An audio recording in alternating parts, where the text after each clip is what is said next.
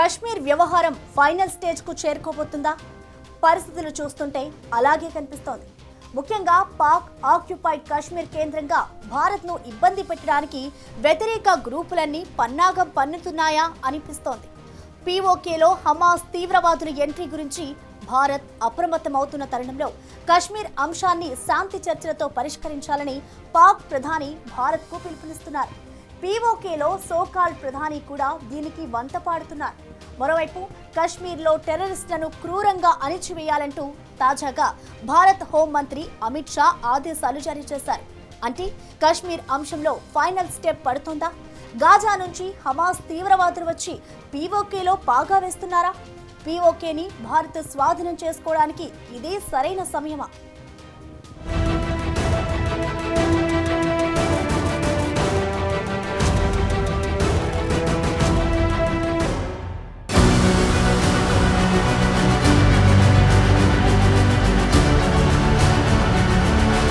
దశాబ్దాలుగా కొనసాగుతున్న కాశ్మీర్ వివాదంలో చివరి అంకం మొదలైనట్లే కనిపిస్తుంది. త్వరలోనే పాక్ ఆక్రమిత కాశ్మీర్తో సహా కాశ్మీర్ అంశంలో పాకిస్తాన్కు భారత్ బుద్ధి చెప్పే తరుణం ఆసన్నమైంది. స్వతంత్రం వచ్చిన కొన్నాళ్లకే పాకిస్తాన్ తీవ్రవాదం కాశ్మీర్పై కన్నేగా పాకిస్తాన్ దొంగబుద్ధి కారణంగా కాశ్మీర్లో కొంత భాగం తీవ్రవాద గ్రూపులకు అడ్డా అయింది.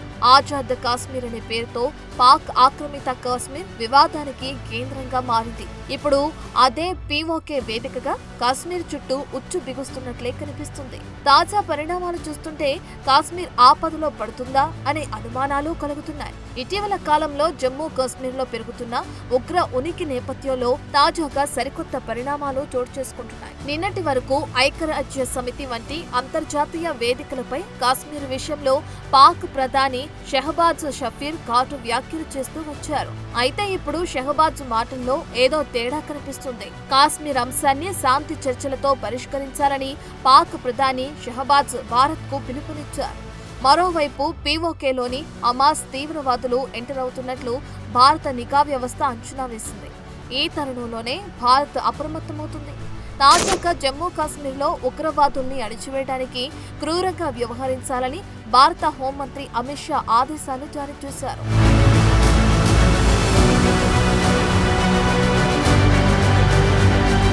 జమ్మూ కాశ్మీర్లో చొరబాట్లు, ఉగ్రవాద చర్యల పట్ల కఠినంగా వ్యవహరించాలని కేంద్ర హోంమంత్రి అమిత్ షా భారత భద్రతా దళాలకు వెల్లడించారు. భారత భూభాగంలోని చొరబాట్లను పూర్తిగా తొలగించడం, ఉగ్రవాదుల ఉనికిని నిర్మూలించడం అనే 2 కీలక లక్ష్యాలను సాధించడంపై దృష్టి పెట్టాలని వారిని కోరారు. జమ్మూ కాశ్మీర్లో భద్రతా పరిస్థితిపై ఫిబ్రవరి 5న న్యూఢిల్లీలో జరిగిన ఉన్నత స్థాయి సమీక్షా సమావేశానికి అధ్యక్షత వహించిన అమిత్ షా కీలక ఆదేశాలిచ్చారు. ఉగ్రవాదానికి నిధులు సమకూర్చడంలో చొరబాటుదారులకు అవకాశం కల్పిస్తున్న మాదక ద్రవ్యాల పాత్రను కూడా ఇక్కడ చర్చించారు. అందుకే క్రూరంగా వాటిని అరికట్టాల్సిన అవసరాన్ని నొక్కి చెప్పారు. దక్షిణ కాశ్మీర్లో కుల్గాం జిల్లాలో జరిగిన ఉగ్రవాద దాడిలో మాజీ సైనికుడు మంజూర్ అహ్మద్ వాగే మృతి చెందగా ఆయన భార్య, మరో బంధువుడు గాయపడిన నేపథ్యంలో అమిత్ షా వరుసగా సమావేశాలు నిర్వహించారు. జమ్మూ కాశ్మీర్ నుండి ఉగ్రవాదాన్ని పూర్తిగా తుడిచిపెట్టడానికి మోదీ ప్రభుత్వం కట్టుబడి ఉందని హోంమంత్రి పేర్కొన్నారు.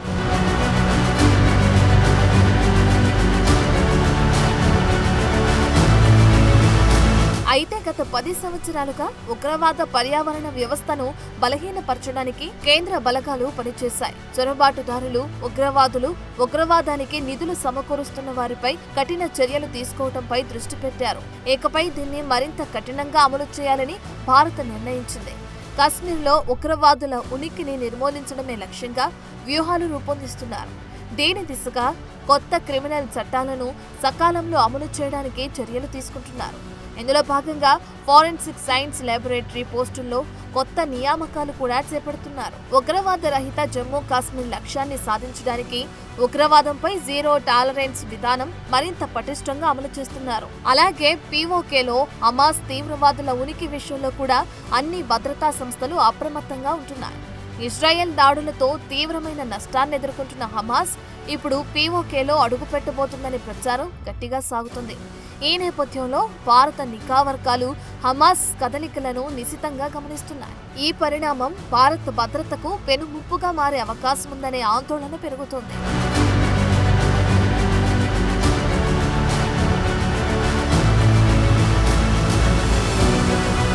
కాశ్మీర్ సంఘీభావ దినోత్సవంలో భాగంగా ఫిబ్రవరి 5న పాక్ ఆక్రమిత కాశ్మీర్లో ఆల్-అక్సా ఫ్లడ్స్ పేరుతో ఓ కార్యక్రమం నిర్వహించారు. ఇందులో మిడిల్ ఈస్ట్ కేంద్రంగా పనిచేస్తున్న హమాస్ తీవ్రవాద గ్రూప్ సీనియర్ నేత ప్రసంగించనున్నట్లు ప్రచారం జరిగింది.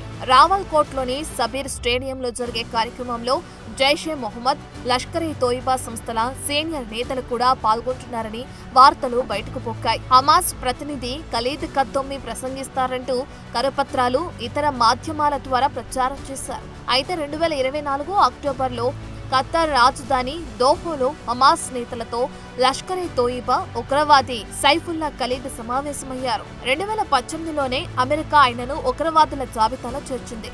లష్కర్-ఇ-తోయిబా వ్యవస్థాపకుడు హఫీజ్ సయీద్ కు ఖలీద్ దగ్గరివాడు కాగా, పాలస్తీనాకు చెందిన మిలిటెంట్ సంస్థ హమాస్ పాక్ ఆక్రమిత కశ్మీర్లో అడుగు పెడుతుందనే వార్తల నేపథ్యంలో భారత ఇంటెలిజెన్స్ వర్గాలు అప్రమత్తమయ్యాయి.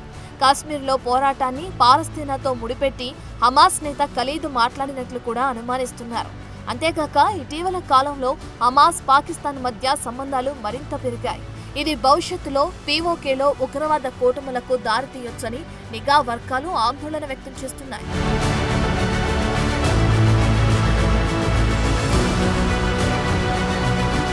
పాక్ ఆక్రమిత కాశ్మీర్లో ఉన్న జిహాదీ సంస్థలు ఇన్నేళ్లుగా చేస్తున్న పోరాటాలకు బలం చేకూర్చేలా హమాస్ ఎంట్రీ మరింతగా ఉగ్రవాద చర్యలను పెంచే అవకాశం ఉంది. తాజాగా జరిగిన ఆల్-అక్సా ఫ్లడ్స్ కార్యక్రమాన్ని దీనికోసం ఉపయోగించుకుంటారనే అనుమానాలు కూడా వచ్చాయి.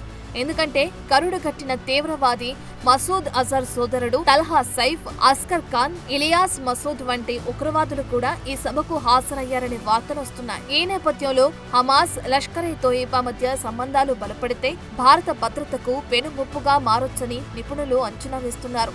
పాకిస్తాన్ ఉగ్ర సంస్థలకు మద్దతునిచ్చే హమాస్ కాశ్మీర్లో తన ప్రభావాన్ని విస్తరించేందుకు ప్రణాళికలు రచిస్తుందని కూడా నిఘా వర్గాలు భావిస్తున్నాయి. ఇదే అంశంపై కేంద్ర హోంమంత్రి అమిత్ షా జమ్మూ కాశ్మీర్ అంశంలో హైలెవెల్ మీటింగ్ నిర్వహించారు. కౌంటర్ టెర్రరిజం ఆపరేషన్ల పరిస్థితిపై సమీక్ష నిర్వహించారు. కశ్మీర్లో వాహన తనిఖీలను తీవ్రతరం చేయటం, ఇంటెలిజెన్స్ నెట్వర్క్ ను బలోపేతం చేయటం, సీమాంతర చొరబాట్లను అడ్డుకోవడంతో సహా పలు కీలక అంశాలపై దృష్టి సారించాలని అధికారులకు కేంద్ర మంత్రి ఆదేశించారు.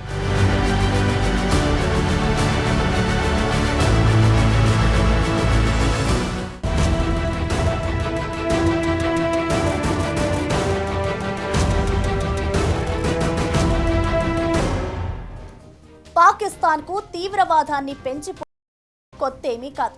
అవకాశం దొరికినప్పుడల్లా భారత్పై ఉగ్రవాదాన్ని ఆయుధంగా ప్రయోగించడం అలవాటుగా మారింది.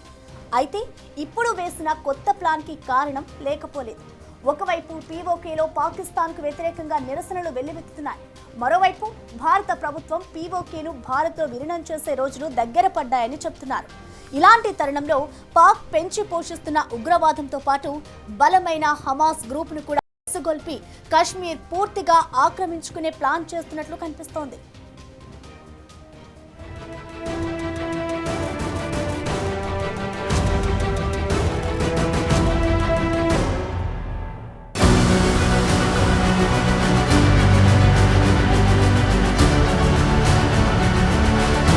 దాయాది దేశానికి పీఓకే భయం పట్టుకుందన్నది స్పష్టంగా తెలుస్తోంది.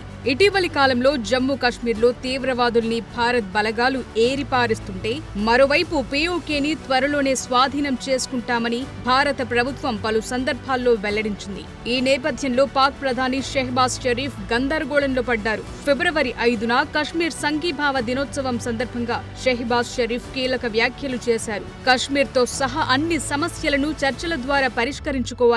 అదే సమయంలో కాశ్మీరీ ప్రజలకు పాకిస్తాన్ నుండి అచంచలమైన నైతిక, దౌత్య, రాజకీయ మద్దతును కొనసాగిస్తామని అన్నారు. ముజఫరాబాద్ లో జరిగిన పాకిస్తాన్ ఆక్రమిత కాశ్మీర్ శాసనసభ ప్రత్యేక సమావేశంలో షరీఫ్ మాట్లాడుతూ ఈ వ్యాఖ్యలు చేశారు. కాశ్మీర్తో సహా అన్ని సమస్యలను భారత్తో చర్చల ద్వారా పరిష్కరించుకోవాలని కోరుకుంటున్నట్లు తెలిపారు.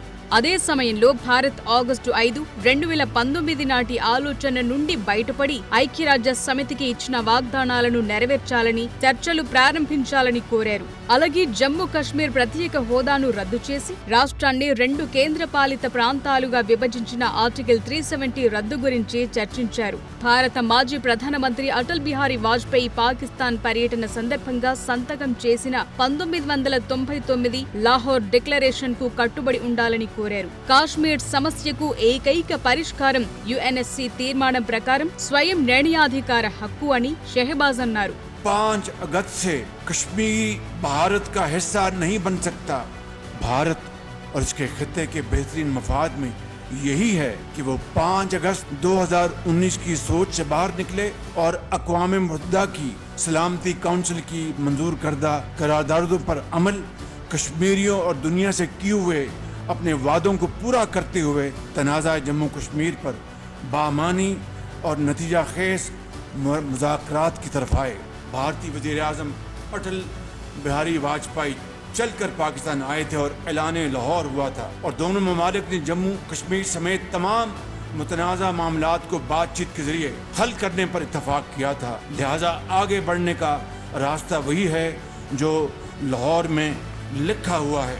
గతేడాది కూడా పాక్ ప్రధాని ఐరాసా వేదికపై అక్కస్సు వెళ్లగక్కారు. సాధారణ చర్చ సందర్భంగా ప్రధాని షెహబాజ్ షరీఫ్ జమ్మూ కాశ్మీర్ అంశాన్ని లేవనెత్తారు. జమ్మూ కాశ్మీర్లో ఆర్టికల్ 370ని ఎత్తివేయటంపై స్పందించారు. 2019 ఆగస్టులో భారత్ ఏకపక్షంగా చట్టవిరుద్ధంగా చేపట్టిన చర్యలను వెనక్కు తీసుకోవాలని అన్నారు. పాలస్తీనా ప్రజల మాదిరిగానే జమ్మూ కాశ్మీర్ ప్రజలు కూడా స్వేచ్ఛ కోసం పోరాడుతున్నారన్నట్లు వ్యాఖ్యానించారు. పాక్ ఆక్రమిత కాశ్మీర్ను స్వాధీనం చేసుకునేందుకు భారత్ తన సైనిక సామర్థ్యాలను భారీగా పెంచుకుంటోందని, నియంత్రణ రేఖను దాటుతామని బెదిరింపులు జారీ చేస్తోందని పాకిస్తాన్ ప్రధాని షెహబాజ్ షరీఫ్ ఆరోపించారు. దాన్ని అడ్డుకుని తీరుతామని బల్లగుద్ది మరీ ఆవేశపడ్డారు. Since the 5th of August 2019, India has initiated unilateral illegal steps to impose what its leaders ominously call a final solution for Jammu and Kashmir. Day in and day out, 900,000 Indian troops terrorized the people of occupied Jammu and Kashmir with draconian measures including prolonged curfews, extrajudicial killings and the abduction of thousands of young Kashmiris. At the same time, in a classic settler colonial project, India is seizing Kashmiri lands and properties and settling outsiders into occupied Jammu and Kashmir in their nefarious design to transform the Muslim majority into a minority. Even more worryingly, it is engaged in massive expansion of its military capabilities, which are essentially deployed against Pakistan. In no uncertain terms, that Pakistan will respond most decisively to any Indian aggression. అయితే ఇప్పుడు Shehbaz voice లో కాస్త మార్పు కనిపించింది. చర్చించుకుందాం రండి అంటూ భారత్ను కోరుతున్నారు. కానీ దీని వెనుక కుట్ర ఉందనే అనుమానాలు కూడా లేకపోలేదు. ఎందుకంటే ఒకవైపు పాక్ ప్రధాని షెహబాజ్ చర్చలు జరపాలని చెప్తుంటే, మరోవైపు పిఓకే సోకాల్డ్ ప్రధానమంత్రి పాకిస్తాన్ తొత్తు అయిన అన్వరుల్ హక్ మాత్రం అధిక ప్రసంగం చేస్తున్నారు. కాశ్మీరీల అంతిమ గమ్యస్థానం పాకిస్తాన్ అంటూ సంచలన వ్యాఖ్యలు చేస్తున్నారు. అందులోనూ పిఓకేలో జరిగే కార్యక్రమానికి పలు తీవ్రవాద గ్రూపుల నేతలొస్తున్నారు. అందుకే హమాస్ నేతలు పిఓకేలో ఉండటం భారత్ కు అనుకూలమైన పరిణామం కానే కాదు. ఈ నేపథ్యంలో హమాస్ ను ఉగ్రవాద సంస్థగా ప్రకటించాల్సిన సమయం వచ్చిందా అనే ప్రశ్న తలెత్తుతోంది. ప్రస్తుతం భారత్ హమాస్ ను ఉగ్రవాద సంస్థగా గుర్తించలేదు. భారత ప్రభుత్వం దీర్ఘకాలంగా పాలస్తీనాకు మద్దతిస్తూ వస్తోంది. ఇజ్రాయెల్ మాత్రం భారత్ను పలుమార్లు హమాస్ను ఉగ్రవాద సంస్థగా ప్రకటించాలని కోరింది. 2023లో ఇజ్రాయెల్ 26/11 ముంబై దాడులకు కారణమైన లష్కరే తోయిబాను ఉగ్రవాద సంస్థగా ప్రకటించిన భారత్ హమాస్ విషయంలోనూ అలాంటి నిర్ణయం తీసుకోవాలని కోరింది.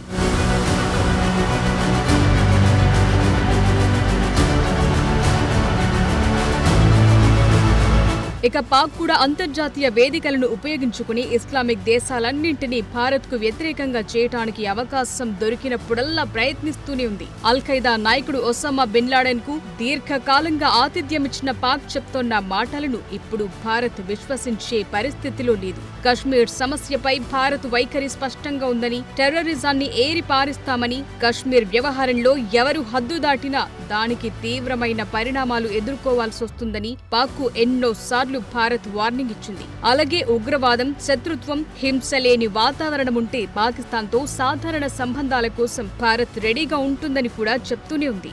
ఇంకా జమ్మూ కశ్మీర్, లడఖ్ కేంద్రపాలిత ప్రాంతాలు దేశంలో శాశ్వత భాగాలని భారత్ చాలా దృఢంగా ప్రకటిస్తోంది. ఇటీవలి కాలంలో పాక్ ఆక్రమిత కశ్మీర్ గురించి భారతదేశ రాజకీయ నాయకులు చర్చిస్తూనే ఉన్నారు. అతి త్వరలోనే పాక్ ఆక్రమిత కశ్మీర్ భారత్లో విలీనం కాబోతుందంటూ నాయకులు ప్రకటనలు చేస్తూనే ఉన్నారు. పీఓకేను స్వాధీనం చేసుకుంటామని కేంద్ర హోంమంత్రి అమిత్ షా పలుమార్లు వెల్లడించారు. మోదీ మూడోసారి ప్రధాని అయిన 6 నెలల్లో పాక్ ఆక్రమిత కాశ్మీర్ను ఇండియాలో కలుపుతామన్నారు ఉత్తరప్రదేశ్ ముఖ్యమంత్రి యోగి ఆదిత్యనాథ్. ప్రధాని మోదీ సైతం పలు సందర్భాల్లో పీఓకే అంశాన్ని లేవనెత్తారు. అది ఎప్పుడూ ఎల్లప్పుడూ భారత్లో భాగమనే చెప్పారు. అంతెందుకు, ఆర్టికల్ 370 రద్దు తరువాత జమ్మూ కాశ్మీర్లో జరిగిన తొలి అసెంబ్లీ ఎన్నికల్లో పీఓకేకు 24 సీట్లను కేటాయించారు. జమ్మూ కాశ్మీర్ రిజర్వేషన్ సవరణ బిల్, జమ్మూ కాశ్మీర్ రీఆర్గనైజేషన్ పేరుతో 2023లో పార్లమెంటులో ప్రవేశపెట్టిన బిల్లుల సందర్భంలోనే ఈ నిర్ణయం తీసుకున్నారు. కశ్మీర్లో 2 సీట్లను అక్కడి నుండి వలస వెళ్లిన వారికి, 1 సీట్ను పాక్ ఆక్రమిత కశ్మీర్ నుంచి వచ్చి స్థిరపడిన వారికి రిజర్వ్ చేశారు. పీఓకే భారతదేశంలో భాగమే కాబట్టి ఆ ప్రాంతానికి కూడా సీట్లు కేటాయించినట్లు తెలిపారు. అప్పటి నుండి మొదలైన పాకిస్తాన్ డ్రామా ఇప్పటికీ నడుస్తూనే ఉంది. ఈ తరుణంలో గాజా యుద్ధంలో కంగుతిని తమ కీలక నేతల్ని పోగొట్టుకున్న హమాస్ను భారత్పై ఉసిగొల్పటానికి సిద్ధపడినట్లు అనుమానమొస్తోంది.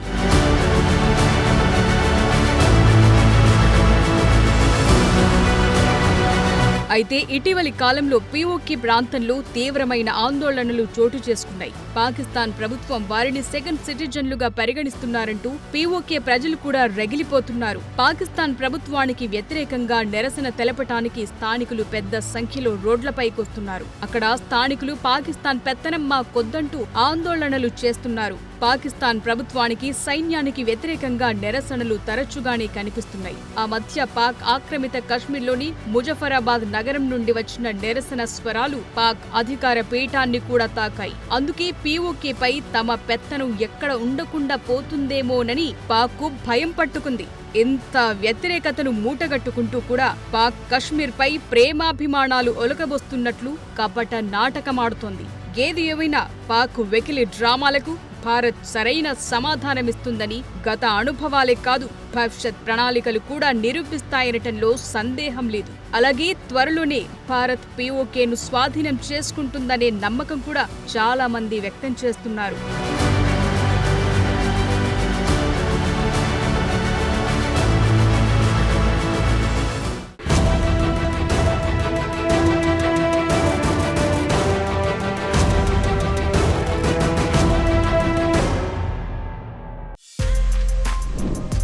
For more videos like this, subscribe Big TV channel.